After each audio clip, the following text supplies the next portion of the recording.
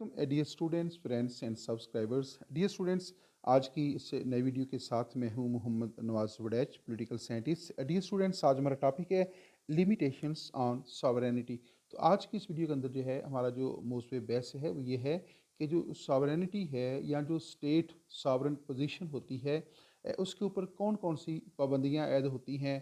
और ये जो कंसेप्ट है कि जो स्टेट सॉवरेनिटी है वो अब्सोल्यूट होती है, अनलिमिटेड होती है, तो क्या रियासत की जो मुक़्तदिर हैसियत है, रियासत की जो सॉवरेन पोजीशन है, क्या उसके ऊपर कोई पाबंदी ऐड होती है या वो वाक़या ही एक्चुअली जो है वो अब्सोल्यूट होती है और उसकी जो सॉवरेनिटी है वो इंडिविजिबल होती है और वो ऑल कॉम्प्रिहेंसिवनेस होती है। तो क्या थ्योरी एंड प्रैक्टिस के अंदर कोई फ़र्क पाया जाता है या अकॉर्डिंग टू द थ्योरी रियासत की सॉवरेनिटी वाक़या ही अब्सोल्यूट है या प्रैक्टिस के अंदर जो है उसके ऊपर कोई ना कोई पाबंदी जो है ऐड होती है। आइए इस वीडियो का आगाज़ करते हैं। आप देख रखे हैं हमारा YouTube channel Mohammad Nawaz Waraich, political scientist. Dear students, आज का जो हमारा मौजू है वो है लिमिटेशंस ऑन सॉवरेनिटी। तो मैसेज आपके लिए ये है कि please subscribe my YouTube channel.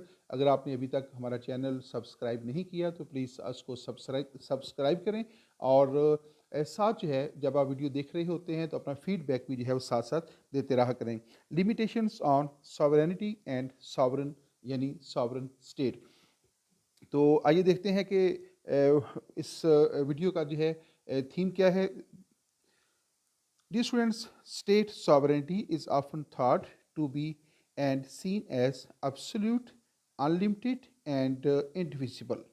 General concept जो है जो सॉवरेनिटी का है वो ये है कि जो रियासत की जो मुख्तदिर हैसियत है, जो स्टेट सॉवरेनिटी होती है, रियासत का जो इक़्तिदार आला है वो क्या है, वो अब्सोल्यूट होता है और अनलिमिटेड होता है और इनडिविजिबल होता है, यानी उसको दो या दो से ज़ायद हिस्सों में तकसीम नहीं किया जा सकता। और अनलिमिटेड होता है, रियासत की जो पावर्स हैं वो अनलिमिटेड हैं और अब्सोल्यूट हैं, यानी रियासत अकेले ही तमाम अख्तियारात की मालिक होती है और रियासत का जो कंट्रोल है वो रियासत की हदूद में रहने वाले जितने भी अफराद हैं, जितने भी इंस्टीट्यूशंस हैं, ऑर्गेनाइजेशंस हैं, या उसकी चाहे वो उसकी लैंड के ऊपर रह रखे हों या उसकी जो फ़ज़ाई हदूद हैं या उसका जो टेरिटोरियल सी है, तमाम इलाकों के ऊपर जो है रियासत का मुकम्मल कंट्रोल होता है।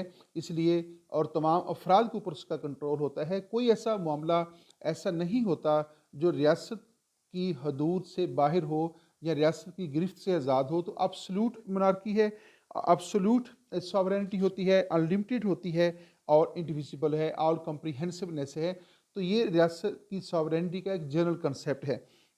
देखिए नेक्स्ट वो कहता है कि however there is no such a thing as absolute state sovereignty.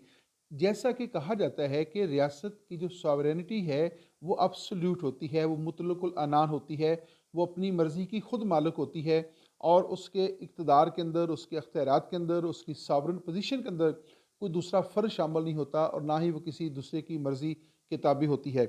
लेकिन एक्चुअली जो है, एक्चुअली क्या है कि there is no such a thing as absolute state sovereignty. तो जैसा कि थ्योरी के अंदर कहा जाता है कि स्टेट सॉवरेनिटी जो है अब्सोल्यूट होती है, लेकिन प्रैक्टिकली जो है ऐसा कुछ भी नहीं है। रियासत को बहुत सी पाबंदियों का ख्याल रखना पड़ता है। वो मॉरल हो सकती हैं, उनका तल्लुक इंटरनेशनल लॉज के साथ हो सकता है, उनका तल्लुक कल्चर के साथ हो सकता है, उनका तल्लुक पब्लिक ओपिनियन के साथ हो सकता है। तो जो रियासत की जो सॉवरेनिटी है वो प्रैक्टिकली जो है वो उस तरह अब्सोल्यूट नहीं है, वो उस तरह अनलिमिटेड नहीं है, वो उस तरह जो है वो इंडिविजिबल भी नहीं है, उस तरह वो ऑल कॉम्प्रिहेंसिवनेस या उसमें उस तरह परमानेंस नहीं पाई जाती जैसा कि थ्योरी के अंदर कहा जाता है। तो प्रैक्टिकली जो है अभी हम उसका जिक्र करेंगे कि उसके ऊपर कौन कौन सी पाबंदियाँ ऐड होती हैं जिससे रियासत की जो सॉवरेन पोजीशन है वो महदूद हो जाती है। तो नेक्स्ट इसमें देखिएगा जी, indeed absolute or unlimited sovereignty is impossible because all sovereignty is necessary and underpinned by its conditions of the possibility। तो वो कहता ये है कि रियासत की जो सॉवरेनिटी है उसके मतलब ये जो कहा जाता है कि वो अब्सोल्यूट है, उसमें अनलिमिटेड चीज़ें पाई जाती हैं, उसका जो है वो इंडिविजिबल है, तो प्रैक्टिकली ऐसा नहीं है, उसके ऊपर बहुत सारी पाबंदियाँ जो हैं वो ऐड होती हैं। आइए नेक्स्ट स्लाइड पे चलते हैं। Sovereignty is an entire thing.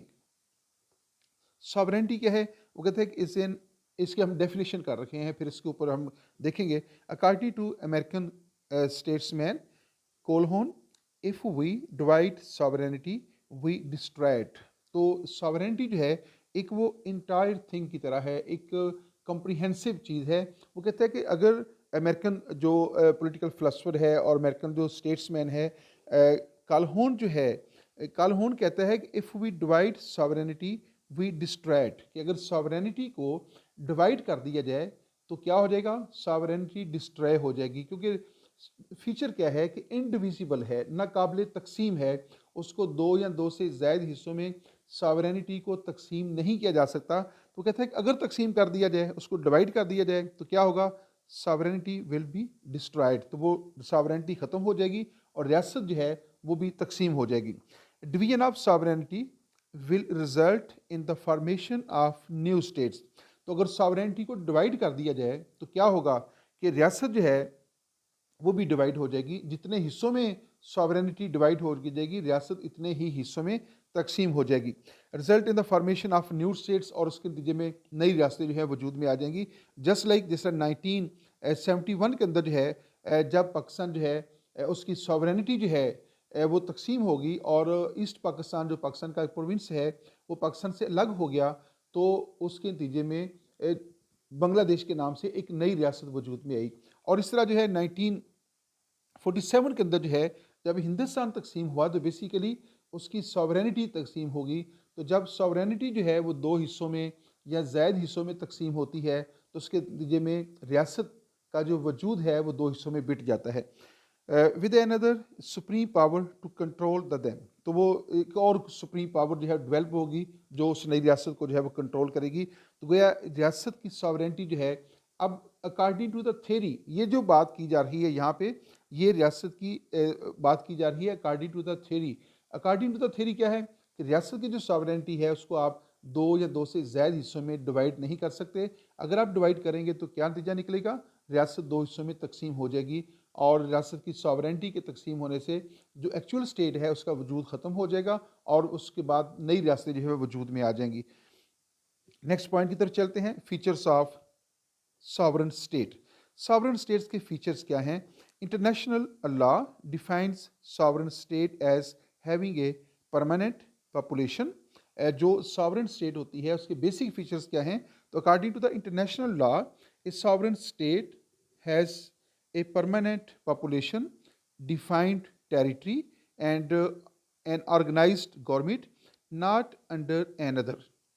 तो according to the international law, there are the four features of sovereign state. The first one is called population, the second one is called defined territory होना चाहिए, उसको मुतय्यन होना चाहिए कि यहाँ से लेकर यहाँ तक जो है ये इलाका फलां रियासत का है। और फिर उसके अंदर एक वेल ऑर्गेनाइज्ड गवर्नमेंट होनी चाहिए और उस गवर्नमेंट की जो है वो पोजीशन क्या होनी चाहिए, उसका स्टेटस क्या होना चाहिए, not under N other state, not an other, किसी और अथॉरिटी के वो मतहत ना हो।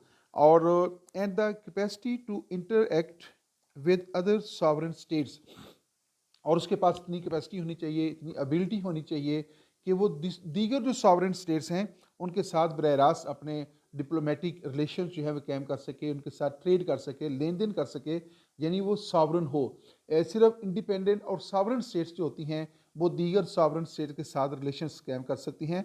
तो according to the international law, the basic features of sovereign states are four. The first one is population, the second one is a defined territory, third is an organized government, और उसके बाद है sovereignty। तो ये चार feature जो हैं ये sovereign state के लिए ज़रूरी होते हैं। तो sovereignty जो है that is the fourth basic feature of essential feature of the sovereign state। तो अगर ये सॉवरेनिटी जो है वो ख़त्म हो जाए तो क्या नतीजा निकलेगा, रियासत ख़त्म हो जाएगी, रियासत का वजूद ख़त्म हो सकता है। अगर ये सॉवरेनिटी डिवाइड हो जाए तो रियासत दो हिस्सों में बिट जाएगी। तो ये रियासत के बेसिक फीचर हैं। तो नेक्स्ट देखिएगा कि हम नेक्स्ट उसमें जानने की कोशिश करेंगे कि इसके बेसिक जो है सॉवरेनिटी के बेसिक फीचर्स क्या हैं। परमानेंस,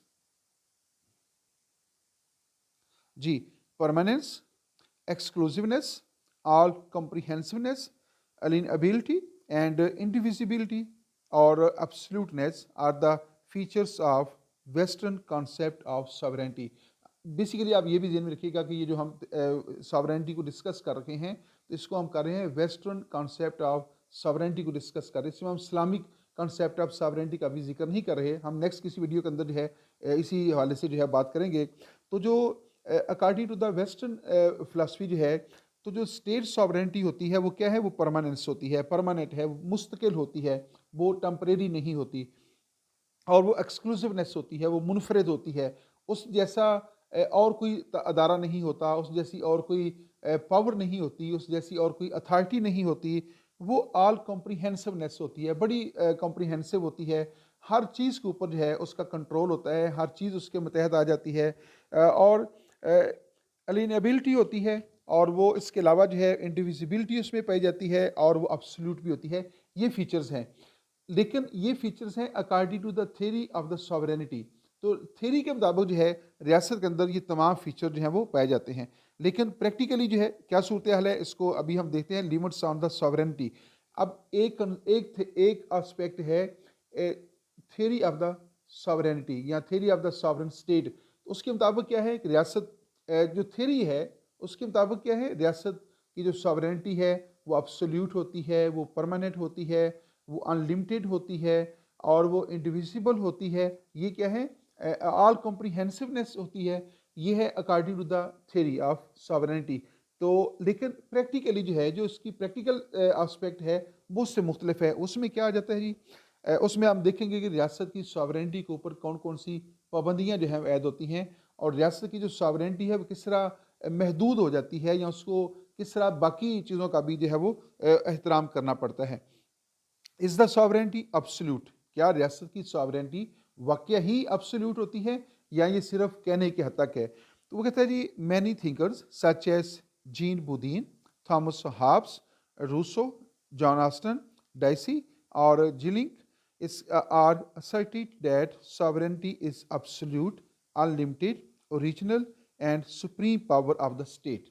ये जो राइटर्स हैं, जिसमें जीन बुदीन है, थॉमस हॉब्स है, रूसो है, जॉन लॉक है, सॉरी ये जॉन ऑस्टन है, और डैसी है, और जिलिंग है, ये क्या कहते हैं कि रियासत की जो सॉवरेनिटी है वो अब्सोल्यूट होती है, अनलिमिटेड होती है, ओरिजिनल होती है, और उसके पास सुप्रीम पावर होती है। बेसिकली जो सॉवरेनिटी है that is the supreme power of the state. तो रियासत की सबसे बड़ी ताकत जो है उसको सॉवरेनिटी कहा जाता है। रियासत की वो सुप्रीम पावर जिसको इस्तेमाल करके रियासत लॉ मेकिंग करती है और लॉ इन्फोर्समेंट करती है, कवानीन की खिलाफवर्जी करने वालों को सज़ा देती है। तो रियासत की वो जो सुप्रीम पावर है उसको सॉवरेनिटी कहा जाता है। तो इन लोगों के मुताबिक रियासत की जो सॉवरेनिटी है वो अब्सोल्यूट भी होती है और अनलिमिटेड भी होती है। लेकिन प्रैक्टिकली जो है वो सूरत हाल क्या है, प्रैक्टिकली रियासत की सॉवरेनिटी के ऊपर मुख्तलिफ पाबंदियाँ ऐड होती हैं। मसलन but this concept is monistic theory of the sovereignty. तो डियर स्टूडेंट्स ये भी ध्यान में रखिएगा, there are two basic theories of the sovereignty. Number one monistic theory of the sovereignty, और दूसरा है dualistic theory of the sovereignty. एक है तकसीर पसंदी प्लूरलिस्टिक थ्योरी ऑफ सॉवरेनिटी, और monistic theory of sovereignty. Monistic theory of sovereignty ये है कि रियासत का जो इक़्तिदार आला है, रियासत की जो सॉवरेनिटी है वो अब्सोल्यूट है और नाकाबिल तकसीम है, वो उसको डिवाइड नहीं किया जा सकता। तो वो केले रियासत के पास है, रियासत के अलावा उसमें कोई फ़र्द या कोई दूसरी ऑर्गेनाइजेशन जो है वो उसमें शेयर नहीं रखती। तो ये है मोनिस्टिक थ्योरी ऑफ सॉवरेनिटी। जो प्लूरलिस्टिक थ्योरी ऑफ सॉवरेनिटी है उसके मुताबिक रियासत की जो सॉवरेनिटी है उसको तकसीम किया जा सकता है। तो ये जो अभी हमने जिन लोगों का जिक्र किया है, मसलन मैं वापस आ रखा हूँ, ये जो लोग हैं जीन बुदीन, थॉमस हॉब्स, जी, Jean Bodin, Thomas Hobbes, Rousseau, John Austin, Dicey और जिलिनिक, ये सारे लोग कौन हैं, मोनिस्टिक थ्योरी ऑफ सॉवरेनिटी के जो है वो हामी हैं। लेकिन जो दूसरा स्कूल ऑफ थाट है, जो प्लूरलिस्टिक स्कूल ऑफ थाट है, उसके मुताबिक रियासत की जो सॉवरेनिटी है वो तकसीम हो जाती है, वो अब्सोल्यूट नहीं है। जो प्लूरलिस्टिक हैं उनके मुताबिक रियासत की सॉवरेनिटी जो है वो अब्सोल्यूट नहीं होती, लेकिन जो मोनिस्टिक हैं उसके मुताबिक रियासत की सॉवरेनिटी अब्सोल्यूट होती है। अब दोबारा इस स्लाइड को देखिएगा, but this concept is monistic theory of sovereignty is contested and rejected on various grounds by other and they pointed out several limitations on sovereignty. तो जो प्लूरलिस्टिक स्कूल ऑफ थाट है उसके मुताबिक रियासत की सॉवरेनिटी के ऊपर मुख्तलिफ जो लिमिटेशंस हैं वो आयद होती हैं, मुख्तलिफ पाबंदियाँ आयद होती हैं और रियासत को उनका एहतराम करना पड़ता है।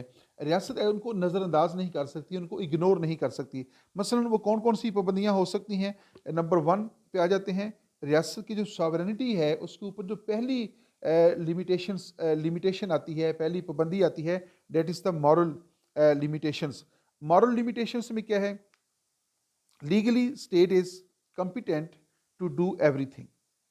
अब legally state is competent to do everything के कानूनी एतबार से according to the law, according to the constitution जो है, according to the legal aspect, तो क्या है कि रियासत जो चाहे कर सकती है। क्यों कर सकती है? क्योंकि वो सॉवरन है, क्योंकि वो सुप्रीम पावर की मालिक है, तो वो जो चाहे कर सकती है according to the monistic theory of the sovereignty.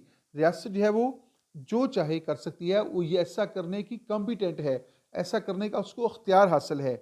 लेकिन but in practice it can not do many things. लेकिन प्रैक्टिकली बहुत सारी चीज़ें ऐसी हैं जो रियासत नहीं कर सकती या रियासत करना नहीं चाहती, या रियासत करना चाहे भी तो उसको बहुत सारी मुश्किलात का सामना करना पड़ता है। A state can not make laws against the morality. हर जो सोसाइटी है उसके अंदर एक मोरालिटी होती है, कुछ मॉरल वैल्यूज़ होती हैं, कुछ मॉरल नॉर्म्स होते हैं। तो रियासत को जो है उन उन मॉरल वैल्यूज़ का एहतराम करना पड़ता है। रियासत उन मॉरल वैल्यूज़ को रिजेक्ट करके, उनको नज़रअंदाज करके लॉ मेकिंग नहीं कर सकती, लॉ इन्फोर्समेंट नहीं कर सकती। और अगर वो करेगी तो क्या हो जाएगा? लोग उसके ख़िलाफ़ हो जाएंगे, लोग उसके ख़िलाफ़ बगावत कर देंगे और लोग उस ऐसे कवानीन की पाबंदी नहीं करेंगे, ऐसे कवानीन की रिस्पेक्ट नहीं करेंगे जो उनकी मॉरल वैल्यूज़ से मुख्तलिफ होंगे। तो नतीजा क्या निकलेगा कि रियासत के अंदर लॉ ऑर्डर की सिचुएशन हो जाएगी, लोग कवानीन की खिलाफ वर्जी करना शुरू कर देंगे, रियासत की जो रेट है वो चैलेंज हो जाएगी। इसलिए रियासत जो है वो कभी भी ऐसी हमाकत नहीं करती कि वो लोगों की जो मोरालिटी है, वहाँ जो अखलाकियाती मामलात हैं और जो वहाँ की मॉरल वैल्यूज़ हैं, उनके ख़िलाफ़ जो है वो कानून साजी करे और उसके नतीजे में लोग जो है वो रियासत के ख़िलाफ़ हो जाएँ, रियासत के ख़िलाफ़ बगावत कर दें और लॉ एंड ऑर्डर की सिचुएशन पैदा हो जाए। तो रियासत ऐसा जो है वो नहीं करेगी। तो गोया रियासत को, जो कि अब्सोल्यूट मोनार्की की मालिक है, अब्सोल्यूट सॉवरेनिटी के मालिक होती है, आला तरीन ताकत उसके पास है, लेकिन इसके बावजूद उसको लोगों की मॉरल वैल्यूज़ का एहतराम करना पड़ता है। देखिए, दोबारा देखिएगा, state can not make laws against the morality, religious values and sentiments and believes. क्या नहीं कि स्टेट कर सकती? वो मॉरल वैल्यूज़ के ख़िलाफ़ नहीं जा सकती, वो मजहबी जो इक़दार होती हैं उनके ख़िलाफ़ कोई कानून साजी नहीं करेगी। सेंटिमेंट्स एंड बिलीव्स, लोगों के जो अक़ायद हैं, लोगों के जो जज्बात हैं, वो उनके अगेंस्ट जो है वो कानून साजी नहीं कर सकती। तो हर मुआशरा जो है उसके अंदर कुछ मॉरल वैल्यूज़ होती हैं, कुछ रिलीजियस वैल्यूज़ होती हैं, कुछ लोगों के कुछ ऐसे उनके सेंटिमेंट्स होते हैं, कुछ लोगों के बिलीव्स होते हैं। तो स्टेट अगर उनके खिलाफ कानून साजी करना शुरू कर देगी तो वो उसको लोगों के गमो गुस्से का सामना करना पड़ेगा, लोग उसकी रिस्पेक्ट नहीं करेंगे। तो इस डर और खौफ से रियासत जो है वो ऐसी कानून साजी नहीं करती जिससे लोगों के जो मॉरल वैल्यूज़ हैं वो मुतासर हो सकती हों। तो जब रियासत ऐसा नहीं करती तो गोया इसका मतलब ये है कि रियासत से भी ताकतवर कोई चीज़ है जिसका रियासत को एहतराम करना पड़ता है। रियासत को लोगों की जो फीलिंग्स हैं, लोगों के जो बिलीफ्स हैं, लोगों के जो सेंटिमेंट्स हैं, लोगों की जो मॉरल वैल्यूज़ हैं, उनका एहतराम करना पड़ता है। तो गोया रियासत के ऊपर भी कुछ पाबंदियाँ आयद होती हैं जिनको वो नज़रअंदाज जो है वो नहीं कर सकती। अब दोबारा इसको देखिएगा। जी, यहाँ तक तो हमने डिस्कस कर दिया। यहाँ पे देखते हैं, legally he is all powerful but morally he is not so. अब लीगली क्या है? लीगली रियासत जो है वो ऑल पावरफुल है, तमाम अख्तियारात की मालिक है, वो जो चाहे कर सकती है। वो किसी भी चीज़ को जायज़ और किसी भी चीज़ को नाजायज़ करार दे सकती है। उसको हर किस्म का कानून बनाने का अख्तियार हासिल, ये है according to the legal aspect. लेकिन अकॉर्डिंग टू द प्रैक्टिकली क्या है? मॉरली और प्रैक्टिकली जो है रियासत जो है वो सब कुछ नहीं कर सकती। उसको बहुत सारी चीज़ों का ख्याल करना पड़ता है। वो कौन कौन सी चीज़ें हैं वो पहले डिस्कस हो चुकी हैं। वो मोरालिटी है, लोगों का मज़हब है, लोगों के सेंटिमेंट्स हैं, लोगों के बिलीव्स हैं, तो उसको लोगों की रिस्पेक्ट जो है करनी पड़ती है। Laws are easily enforced when they confirm the morality. और देखिए बहुत इंपॉर्टेंट बात है कि ऐसे कवानीन जो मॉरल वैल्यूज़ के मुताबिक होंगे, लोग बड़ी आसानी के साथ उन कवानीन के ऊपर अमल कर लेते हैं, क्योंकि ऑलरेडी वो उनकी जो मॉरल वैल्यूज़ हैं, अगर उसी चीज़ को कानून का दर्जा दे दिया जाए तो उनके लिए अमल करना बहुत आसान हो जाता है। लेकिन अगर ऐसे कवानीन बना दिए जाएँ जो मॉरल वैल्यूज़ के अगेंस्ट हैं, तो लोग उसके ऊपर अमल नहीं करेंगे। तो क्या नतीजा निकलेगा? लॉ एंड ऑर्डर की सिचुएशन पैदा हो जाएगी, लोग कवानीन की खिलाफवर्जी करना शुरू कर देंगे।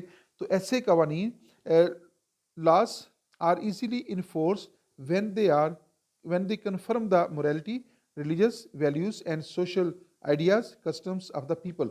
और जब लोगों के मॉरल वैल्यूज़ को, लोगों के मज़हब को, लोगों के जो सोशल आइडियाज़ होते हैं, उनको रिस्पेक्ट देते हैं और कानून साजी करते वक़्त उनका ख्याल रखा जाता है, तो लोग बड़ी आसानी के साथ जो हैं, बड़ी खुशी के साथ जो है ऐसे कवानीन का एहतराम करते हैं। और जो सोर्सेस ऑफ लॉ हैं, उसमें पहला सोर्स ऑफ लॉ भी ये है कि रियासत जो है उसको रस्म और रिवाज के मुताबिक जो है कानून साजी करनी चाहिए। अगर वो रस्म और रिवाज से हटकर कानून साजी करेगी तो लोगों के लिए मुश्किलात पैदा होंगी। तो ये आप देख सकते हैं कि गोया रियासत के जो सॉवरन पोजीशन है, जिसको थ्योरेटिकली हम अनलिमिटेड कहते हैं, एब्सोल्यूट कहते हैं, उसके ऊपर भी कुछ पाबंदियाँ ऐड होती हैं और रियासत को हर सूरत में जो है इसका एहतराम करना पड़ता है। दुनिया की कोई ऐसी रियासत नहीं है जो वहाँ के मौजूद जो शहरी हैं, वहाँ के जो लोग हैं, जो वहाँ पे इंडिविजुअल्स रहते हैं, कोई ऐसी रियासत इतनी ताकतवर नहीं होती कि उनकी वो मॉरल वैल्यूज़ को खुलेआम नज़रअंदाज करना शुरू कर दे। चाहे वो दुनिया के किसी भी खित्ते में है, चाहे वो यूरोपियन स्टेट्स हैं, चाहे वो इस्लामिक स्टेट्स हैं, उन्हें दोनों सूरतों में लोगों की वैल्यूज़ का एहतराम करना पड़ता है। इवन के जो सेकुलर स्टेट्स होती हैं, वो भी लोगों के मज़हब का एहतराम करती हैं, लोगों की मॉरल वैल्यूज़ का एहतराम करती हैं, लोगों के जो बिलीफ्स हैं उनका भी एहतराम उनको करना पड़ता है। ये पहली लिमिट्स है। दूसरी लिमिट्स किस किस्म की हैं? Natural limits. तो नेचुरल लिमिट्स क्या हैं जी? जी, naturally sovereign states cannot do what is naturally impossible. देखिए, रियासत जो है वो ऐसी चीज़ें जो नेचुरल हैं, जो नेचर का हिस्सा हैं, मसलन सूरज जो है वो मशरक़ से निकलता है, मगरब में ग़ुरूब होता है, तो रियासत कोई ऐसा कानून नहीं बना सकती, रियासत इतनी ताकतवर नहीं है। उसको हम कहते तो ज़रूर हैं कि एब्सोल्यूट है, उसकी पावर्स अनलिमिटेड होती हैं, लेकिन रियासत इतनी ताकतवर नहीं है कि वो नेचर के जो रूल्स एंड रेगुलेशंस हैं उनको जो है तब्दील कर दे। रियासत ऐसा कानून नहीं पास कर सकती, या रियासत प्रैक्टिकली ऐसा नहीं कर सकती कि वो ये कहे कि सूरज जो है वो मशरक़ की बजाय मगरब से निकलेगा, वो मशरक़ की बजाय जो है वो शुमाल से निकलेगा, या ग़ुरूब जो है वो मगरब की बजाय वो जो है वो जुनूब में होगा।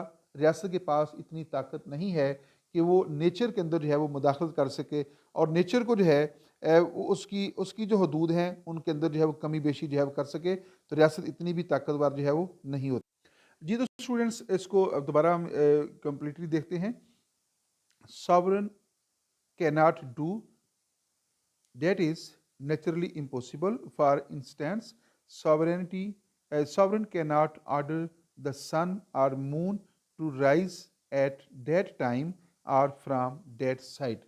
यानी जो सॉवरन है या जो सॉवरन स्टेट है वो नेचर को ऑर्डर नहीं कर सकती, मसलन सूरज को ऑर्डर नहीं कर सकती कि वो इस टाइम की बजाय इस टाइम तलू होगा, या इस साइड की बजाय वो फलां साइड से तुलू होगा।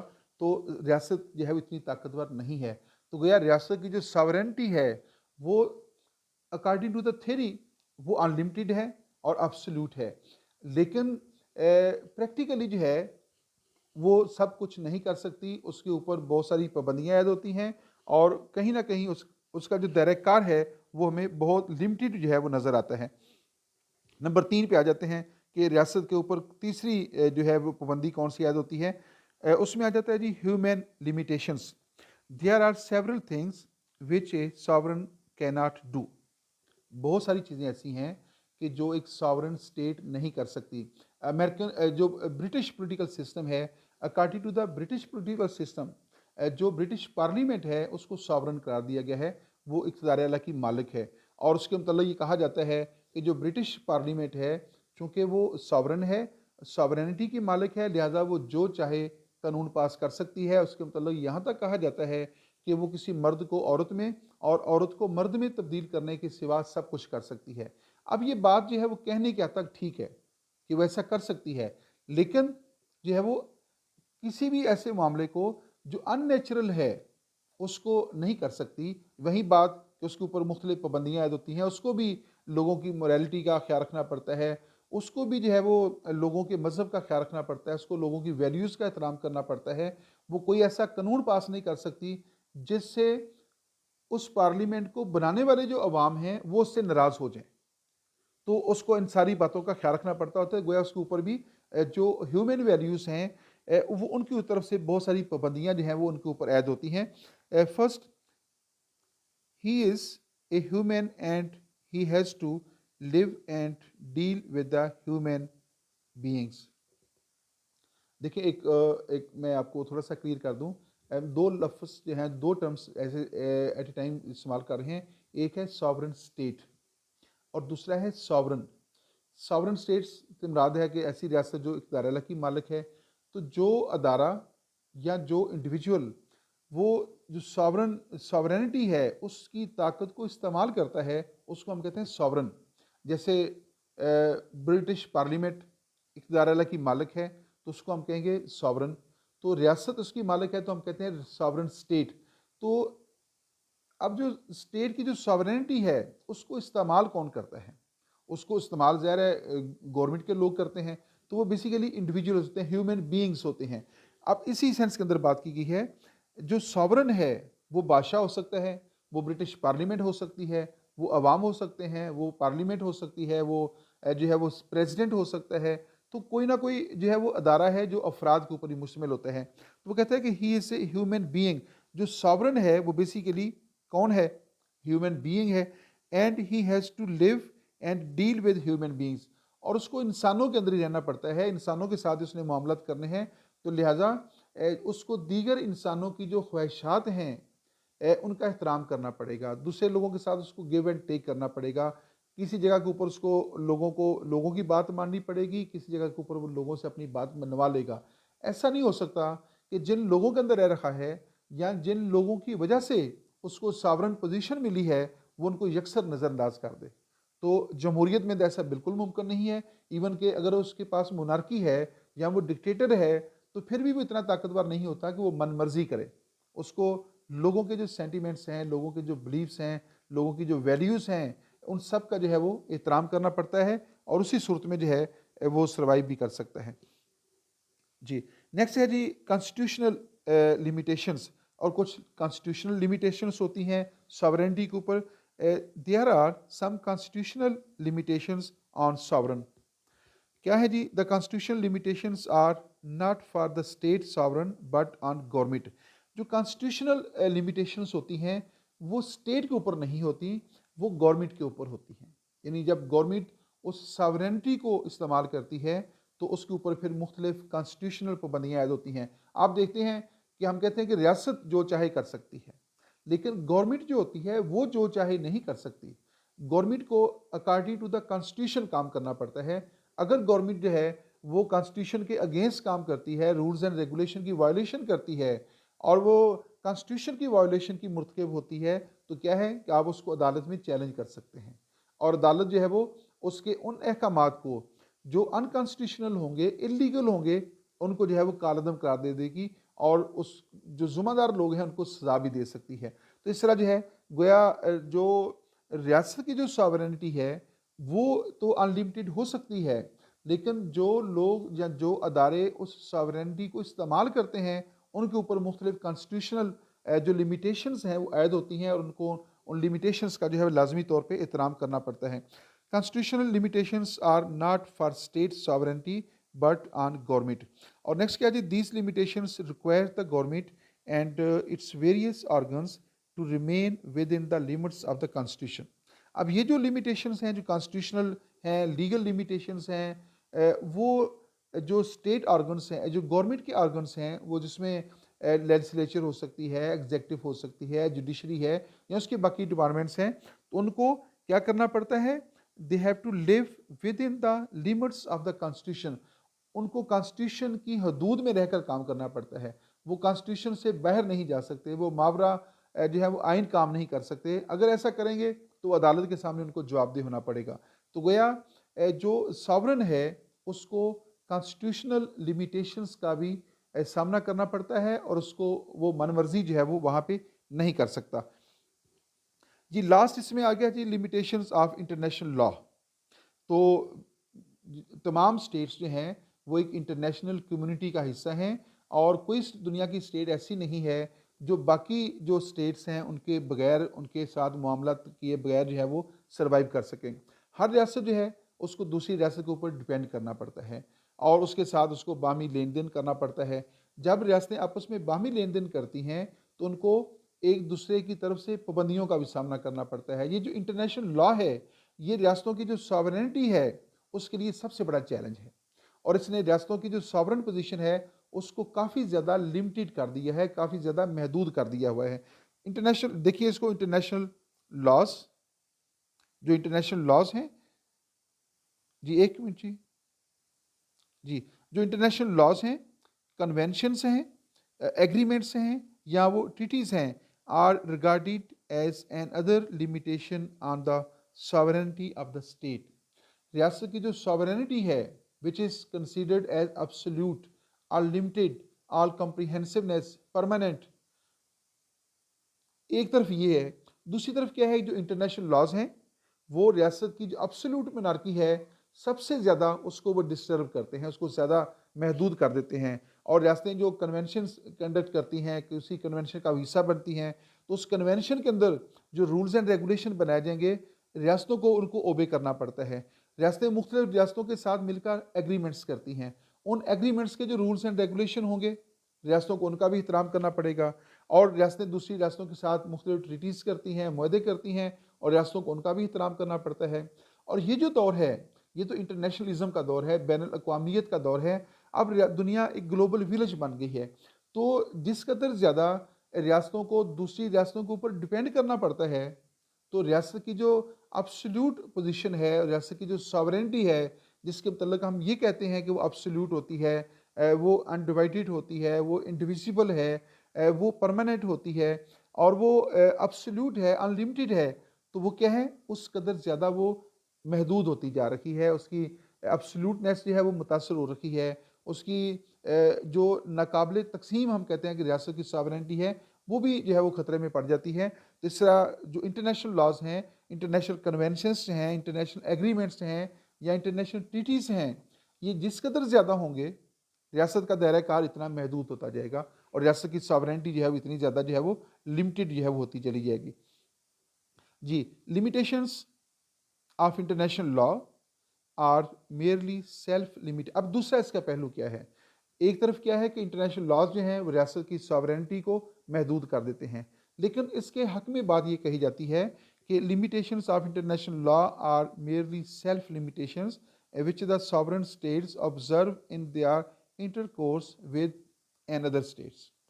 अब क्या है कि रियासतें जो इंटरनेशनल लॉज का एहतराम करती हैं तो उसके मतलब ये है कि रियासतें खुद फैसला करती हैं, यानी रियासतों का इंटरेस्ट होता है, रियासतों का कोई ना कोई इसमें फ़ायदा होता है। जिस इंटरेस्ट को गेन करने के लिए वो दूसरी रियासतों के साथ जो है वो इंटरकोर्स करती हैं, उनके साथ बाहमी लेन देन करती हैं, बाहमी रिलेशनशिप कायम करती हैं, एक दूसरे के ऊपर डिपेंड करती हैं। तो वो कहता है कि ऐसा रियासतें अपनी मर्ज़ी के साथ करती हैं।